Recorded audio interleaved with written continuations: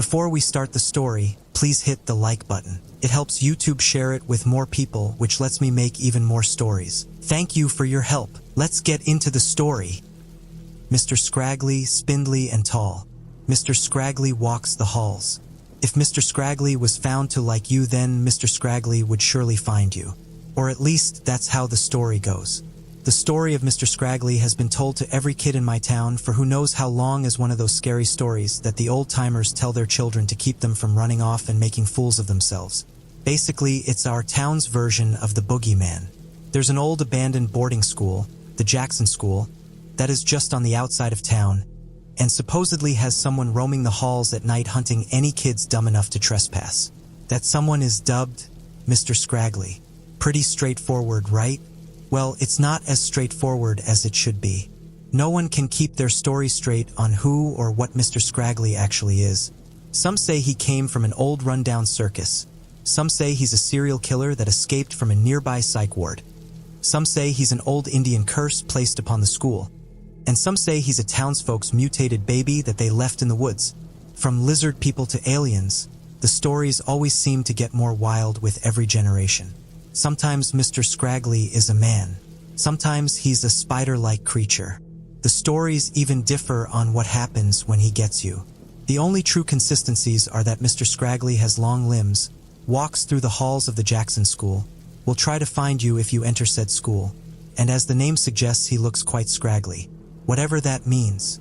In spite of the legend, over the years it has become a bit of a tradition for the students of my old high school to break into the old Jackson School where Mr. Scraggly is said to roam. Everyone had to do it at least once just to mess around and say that they did. Sex, drugs, vandalism, trespassing, acting like idiots. Everything that stupid teens do, myself included, without parental supervision. All that is to say that everyone has their own story of Mr. Scraggly, and now that you're all caught up, this one's mine. It was late in the hot Oklahoma spring, and the night before senior skip day. My friends all thought it would be a perfect night to explore the Jackson boarding school because we figured the local cops would be more prepared the next day. That is, if they would even care at all. The logic wasn't wrong.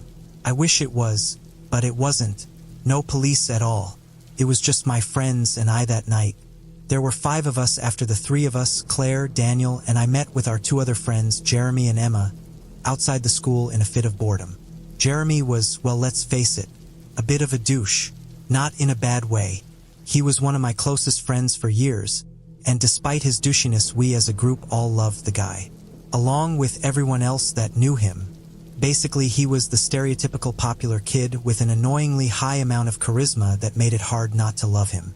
On the opposite end of the spectrum was Daniel, who was, how do I put this politely, a little basic, boring, a stick in the mud. Not to any fault of his own, but to the fault of his parents being the most helicoptery parents to have ever helicoptered. I'm sure you get the picture because we all know that type of overbearing family.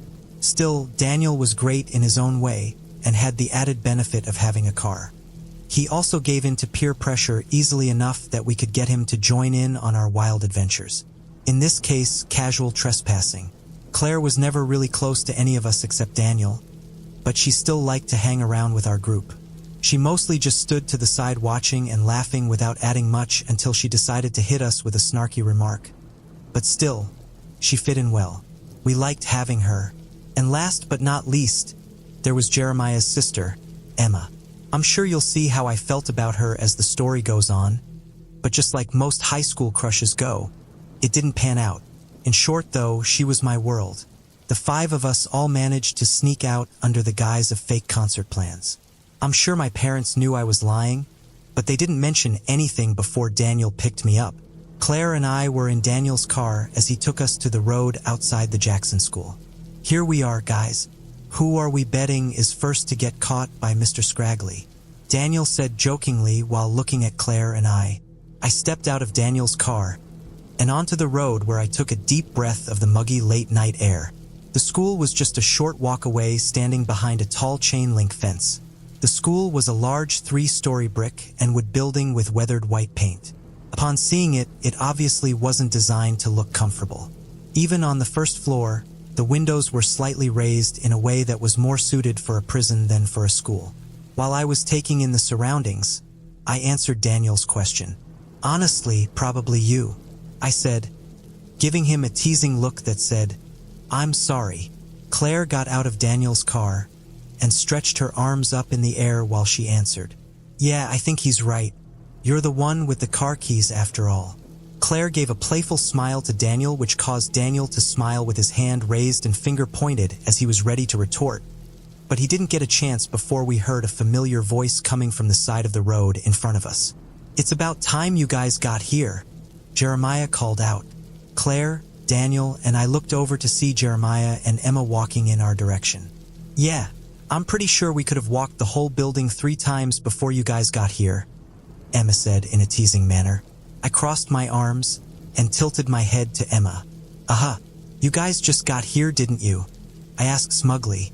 Emma placed her hands on her hips and smirked. Actually, we got here 4 minutes ago, thank you very much. Ah, you poor thing, I said. I'm sorry to keep you both waiting, my lady. Will you ever find it in your heart to forgive me? As Emma and Jeremiah stop next to the rest of us, Emma says, I'll forgive you. Just this once, of course. Now I was the one smirking. After having lost myself in Emma's eyes, I pulled myself together and looked around at the rest of the group. Is everyone ready? Oh yeah, says Jeremiah, turning on an annoyingly bright flashlight in Daniel's eyes. I was practically born ready. Do you not know who you're talking to? No, we know, says Daniel, squinting and covering his eyes. Just trying to forget that you exist. And weren't you born premature? Ha! I was just eager. Jeremiah walks up to Daniel laughing before patting him on the shoulder and handing him a flashlight. Glad they drug you along, bud. Daniel grabs the light from Jeremiah. That makes one of us because I still don't know if I am. It'll be fine, Emma says to Daniel. She looks at me before handing me a flashlight. Are you ready? I flicked on the flashlight and pointed the light menacingly beneath my chin. Let's go find Mr. Scraggly. Who's going first? Asks Jeremiah while looking around at the group. He's holding up an out-of-place corner on the bottom edge of the tall wire fence to create an opening. Is there not another way in? Daniel asks Jeremiah. Preferably one that doesn't involve me crawling on the cold dirt? I chimed in. Well, unless you have a pair of bolt cutters on you, you can always climb the fence. Oh, I guess it's been decided who's going first. Over or under Danny boy? Emma asks as she smacks Daniel on the butt. Daniel looks up and down the fence before letting out an audible breathy sigh. Fine, under it is. Daniel lowers himself to the ground and starts to mumble something under his breath while he belly crawls under the raised area of the fence. Atta boy Daniel, shouts Jeremiah, clearly pleased with himself. Claire, you up? Claire covers her head with the hood of her sweater, so as not to let it or her hair get caught on the fence. You better not let that drop on me, Jeremiah. Ye of little faith, I wouldn't dream of it. Jeremiah gives a wink in the direction of Emma and I. The temptation he felt to let the fence drop on Claire simply because of her comment was nerve-wrackingly obvious, but he stayed his hand. Emma, Jeremiah asks, cueing his sister up next. Don't mind if I do. Emma elbows me in the shoulder. Enjoy the show. Emma then gets on her stomach and starts to crawl to the opposite side of the fence. Then there were two. Jeremiah rises to his feet and stands by my side before talking to the group in his usual teasing voice. See you guys later. We're gonna go grab something to eat. Emma pipes up. Be sure to get me an extra order of get your sorry butts over here before I come back to kick them over. Do you think that comes with fries? Claire playfully asks Daniel. I walk to the fence to pull it up for Jeremiah to crawl under. I guess they're not hungry. Jeremiah dives on his stomach to crawl through the fence. That's good because I am hungry for adventure. Jeremiah's statement is followed by 3 boos from the other side of the fence before he makes it across. Once he reaches the other side, he relieves me of my duty and grabs the fence once again. Your turn. Don't get stuck. You made it under, so I think I'll manage, I said before I lowered myself to the ground. It was chilled under the night sky and the grass slightly damp. I crawled my way through the opening while feeling the wire brush my shoulders as I moved, and when I stood back up to pat the dirt and grass off of my clothes, I saw a figure briefly move past one of the windows of the school. "Did you guys see that?" I said, pointing up to where I saw the figure. "Oh yeah, that's just Mr. Scraggly," Jeremiah says, looking in the direction that I'm pointing despite there obviously being nothing there anymore. "Oh great, he's already scared," says Emma, putting her hand on my shoulder. "Don't worry, little one. I'll protect you. That is a shock. I thought Daniel would be the first to get scared," says Claire. "I too thought Daniel would be the first to get scared," says Daniel, noticeably trembling as he looks at the school. I forced out a laugh. "Okay, fine. I bet it was just an animal anyway." I looked around at the high windows and boarded doors of the old school. "So, how exactly do we plan to get in?" Jeremiah steps forward and turns to face the whole group with a smile on his face. "That's the fun part. The basement," Claire asks while we all stand in line looking at the old battered door at the side of the school building. "You want us to go into the basement?" Emma points to the broken window about 10 feet above us. "Over or under, Claire?" "Well, whichever we decide. I am not going first this time," Daniel says, visibly trembling. I won't lie. I had to take a good breath to ease my nerves before I said, "I went last when we crawled under the fence. Looks like this time I'm up first." None of the group stopped me as I stepped forward, turned on my flashlight, and raised the basement door. "Bravo 6, going dark." "Good luck, soldier," says Emma. I glanced in her direction to see her saluting me as I took my first steps into the basement. The group all filed in behind me while we entered the cramped enclosure. The basement air was dusty and stale to the point my nose got dry. Damaged old school desks are scattered across the floor, as well as splintered old bookcases and used metal furnaces, and as I point my flashlight around, I can make out the glistening of spiderwebs throughout the old furniture in the brick-laden room. Well, if this place isn't haunted, I don't know what place is. "Yeah," says Emma in a really drawn-out tone. "It definitely fits the vibe."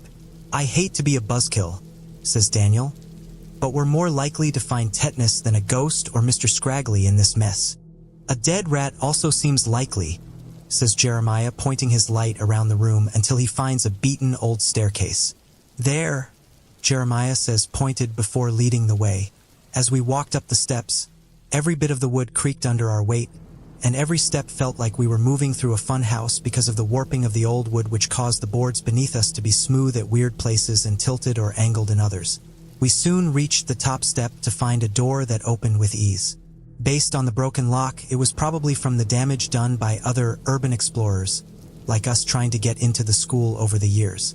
I slowly crept the door open and peeked my head through into the eerily empty hallways. Beside me, I could hear the giddy voice of Jeremiah say, "Mr. Scraggly, we've come to play." "So, Jeremiah, where to next?" I asked as the group gathered into the hallway. "I don't know. I never got further than the basement," says Jeremiah, looking around the hall in childish awe. "Of course you haven't," says Emma, rolling her eyes. "Some guide you turned out to be." "Oh, come on, guys," says Jeremiah. "Where's your sense of adventure?"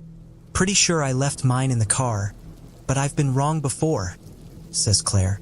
Daniel has a light shined at the massive hole in the ceiling above that reveals the next floor hallway. "I think my sense of self-preservation is stronger." Fighting the urge to sneeze, I said, "I'm actually with Jeremiah on this one. Let's just walk around and see what there is to see." Jeremiah's eyes lit up. "See, I'm glad at least one of you is having fun." Jeremiah turned to his sister. "What about you, Emma?" "I'm just here for the ride," Emma says with her arms crossed. "Perfect. Majority rules. Now, gang, who wants to split up and search for clues?" Jeremiah points his light in our direction, which reveals the previously unnoticed load of dust falling from the ceiling above in a way that enhances the movement coming from the next floor. We all look up at the movement above. "Oh great," says Claire. "Now Daniel needs to worry about getting mauled by a raccoon too."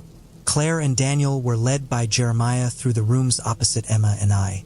It's one of those situations that, in hindsight, Jeremiah was orchestrating to get Emma and I alone together over the years. As much of a pain as he could be, he was just as much a brother to me as he was to Emma. "Look at all this," I said. Emma and I walked into what looked like the remnants of one of the old bunk rooms. There were beds lined along the walls of the room facing inward and packed tightly against the wall from the thin wooden structural posts in front of every other bed from floor to ceiling. Keeping more in line with the prison aesthetic, it wasn't cozy to say the least. From the looks of things, even before this place got run down, comfort was not top priority for the residents. Still, that didn't stop Emma from joking. Emma nudged me with her elbow to get my attention, and with a wink she said, "Which bed are we taking?" "How about that one?" I pointed to the bed in the far corner. The frame showed signs of wood rot from exposure to moisture, and some of the ceiling had collapsed on top of it. "Nothing gets me in the mood more than termites." Emma just laughed. "I hope Mr. Scraggly likes your sarcasm as much as I do." She turned her body to mine, grabbed my arms and leaned in. Emma's pale blue eyes reflected the light of our flashlights like the sea, causing my entire being to melt. But before I could lean in to meet her lips, Daniel's voice came from just outside the room and stabbed me like a dagger. "Hey guys, come check this out." Emma and I looked at each other before she rolled her eyes. "Better go see what all the fuss is about." Emma probably saw the disappointment in my eyes, so before she started to walk away, she gave a quick peck on my cheek. She then whispered one breathtaking word in my ear. Later. With that one moment, the whole night was worth it. My mind was ecstatic, and my heart fluttered like a puppy when its owner got home from work. As I watched her walk out of the room, I thought that nothing could ruin this night. "All right, what did you guys find?" asked Emma. When we entered the room where Daniel's voice came from, we saw Daniel, Claire, and Jeremiah all circling around something against the wall. They were looking at an old photograph hung at eye level showing the students and staff of the school. It also showed two massive slash marks across the center of the picture, carrying down deep enough that they gash into the wall. Jeremiah turned to Emma and I, grinning ear to ear. "Danny boy here found our first sign of Mr. Scraggly." "Oh, come on," says Claire. "Surely you don't actually believe Mr. Scraggly is real. An animal probably just scratched the picture or something." Daniel's eyes are still fixed on the gashes. "Mr. Scraggly or not, I don't think I want to see whatever can make a scratch that deep." "Come on," says Jeremiah. "Don't be a..." Jeremiah's insult gets cut off by the sounds of heavy footsteps pounding quickly across the floor above us. And with that, we all changed our attitudes to match Daniel's. No words were spoken, but like a hive mind, we all started walking quickly to the door, realizing it was time to leave. Daniel, regrettably, had managed to speed walk to the front of the pack. As we made it to the hall, we all stopped in shock as a long taloned limb reached down from a hole in the ceiling above to grab Daniel by his head. Each of the 4 piercing claws had dug into Daniel's skull with enough grip strength to lift him from the ground, causing agonizing screams and gurgles to come from our friend. "Daniel!" shouts Claire. I looked around at the others. Claire's mouth was wide. Emma was frozen stiff. Jeremiah was backing away, and I didn't know what to do. I tried to shout, but nothing came out. Eventually, I managed to spew out the word, "Run." It sounded more like a grunt than anything. I swallowed my spit and summoned all my might from the bottom of my gut. "Run!" I shouted as I turned my body to start running. Jeremiah and Emma started sprinting down toward the end of the hall, but Claire was still fixed on Daniel. I grabbed her arm and started sprinting so hard I thought I'd pull Claire's arm out of its socket. Behind the two of us, I heard a loud thump which caused me to briefly turn to see the body of Daniel after it had been dropped to the floor, with neither a sign of what grabbed him nor a sign of Daniel's head. "Is everyone okay?" I asked as quietly as I could. The now 4 of us were all bent over, panting and out of breath. "I'm good," says Emma. Jeremiah just nodded his head.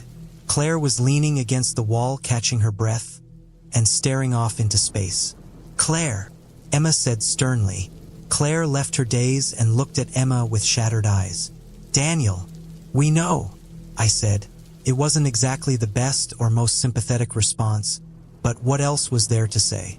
I stood up tall and looked away from Claire. "Jeremiah, are there any other ways out of here?" preferably a way that doesn't involve us jumping off the top floor. Jeremiah places one hand on his hip while he thinks before rubbing the other through his hair. Yeah, there should be a fire escape on the second floor. Should be? I asked. There is a fire escape on the second floor. It was added when part of the building was converted to a public elementary school. Emma spoke out. That sounds great and all, but the second floor is where whatever grabbed Daniel was. Emma was right, but our options were to go there, or head back over Daniel's body hoping that whatever grabbed him was gone. In case you haven't realized, Emma, we don't have a lot of options. Emma seemed almost startled by my tone. I know I came off as short. Actually, I sounded like a panicked prick, but I felt an executive decision needed to be made. Emma glared at me at first, but she understood. All right, let's find some stairs.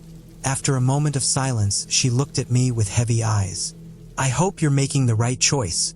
I nodded, and after I took a heavy breath and a gulp, I uttered words that I'll soon come to regret. I'll go first. It took all the strength I had left to prevent myself from collapsing from just speaking those words.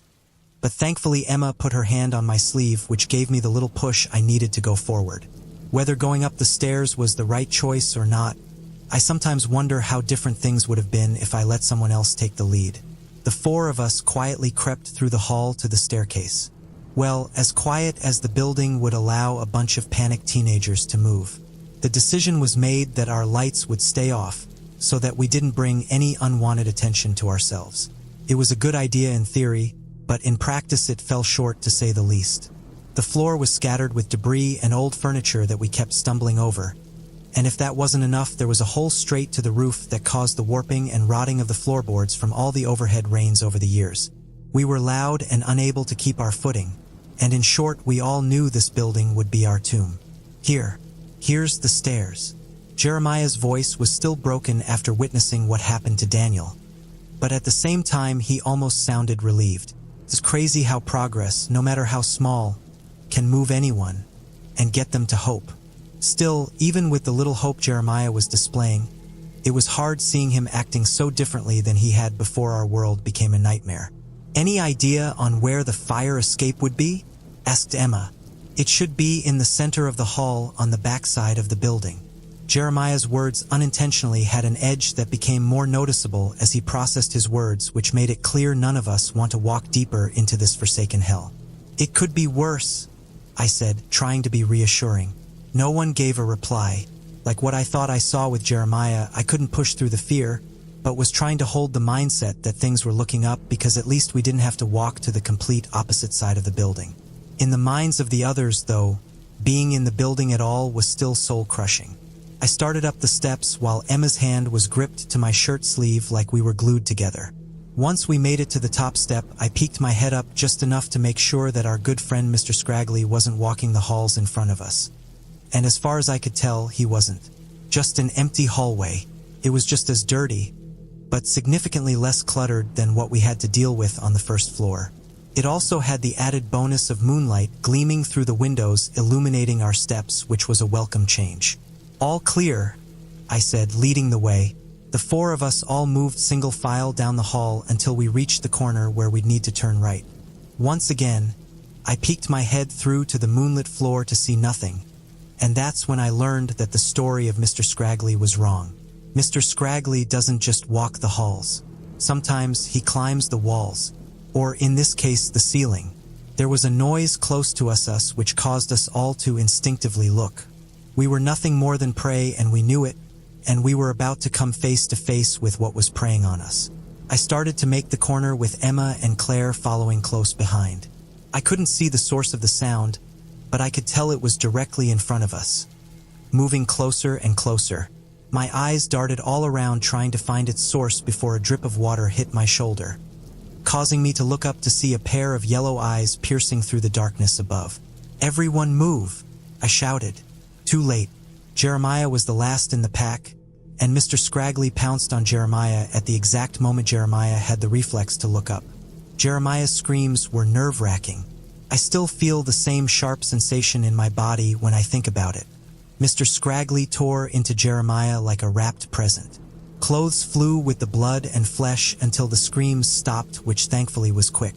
The mutilation, however, didn't stop. Claire, Emma, and I were backing away down the hall, not able to take our eyes off of the thing known as Mr. Scraggly. The disgusting scraggly mass with spindly limbs makes short work of whoever it finds. But what the stories don't tell you is the ferocity in which its talons lacerate through flesh. Nor do they tell you about the bird-like yellow eyes and unnerving bloodied smile that it gives you when it lets you walk away. I grabbed Claire by the shirt and Emma by the arm in an effort to break them away from the sight. Emma never screamed for Jeremiah. She didn't even resist when I started to drag her away. It was as if her very soul left her body. I'm both sorry to say, and incredibly thankful that the rest of what happened that night was a blur. What I can tell you is that we ran and ran and ran some more. Eventually we found the fire escape. A rickety old ladder haphazardly yanked onto the side of the building. The three of us made it down to see police lights behind the fence. We later learned that Daniel's parents called the police to report him missing when they realized we didn't actually go to a concert. And for once I'm thankful they were so nosy. The three of us ran to the lights and were surprisingly greeted with handcuffs. Not that any of us complained. The cold steel of the handcuffs felt like a warm embrace when compared to what every step through the school felt like. The police took us to the station and questioned us as criminals. I suppose we were trespassing after all. The thing is that they never mentioned that. Never charged us and never followed up after that night. They just kept asking what we saw while we were in the school and what happened to our friends. Like they didn't already know. Come to find out, they never went back in to recover the bodies. And the news just said that a group of local kids went missing in the woods on a camping trip. The absolute load of bull that was ended up being passed off as the official story is what led us to suspect the police know what really happened, but are just covering it up. After doing some digging on disappearances throughout Oklahoma, I certainly wouldn't put it past them, and when you take into account all the stories, I doubt we were anywhere near the first. After that night, Claire became distant. I don't know anyone to hardly ever hear from her again in the following months after our high school graduation. That is until a few months later when the news spread that Claire committed suicide. Maybe it was the grief, a misguided sense of survivor's guilt, the pain of no one taking her story seriously, or simply what we saw that night was too much for her to carry on in life with the memory. One night that summer, Claire went to one of the local street pharmacists for some pills and took them all in one sitting. She left no note, no goodbyes, nothing but a memory. Emma and I, we just drifted apart and grew distant. It's not that we didn't try to keep things the way they were. It's just that after that night things were just different between us. We are still friendly on the off chance we see each other. We even set aside time on the occasion to meet. We'll go out to play catch up, have a drink, and make believe our normality. But still, it's nothing like how it used to be. We're working on it though. We're really the only friends we each have, and we try not to take that for granted. It's been a long 6 years, but as for me, I am not doing too badly. Sure, I'm occasionally ready to bite the bullet myself, but as long as Emma is around, I keep trying to have hope. And that's why I'm writing this. It goes without saying that we went through a lot, and all it took was one bad night. So whether you take this seriously or not, just remember, if you ever decide you want to explore the old Jackson boarding school, or any location with an old urban legend for that matter, think twice, because if you don't, who knows what could happen. Unless you're lucky, Mr. Scraggly will surely find you. Or at least that's how the story goes. The story credit, Vincent Dailey Jr. Subscribe for more horror stories every day.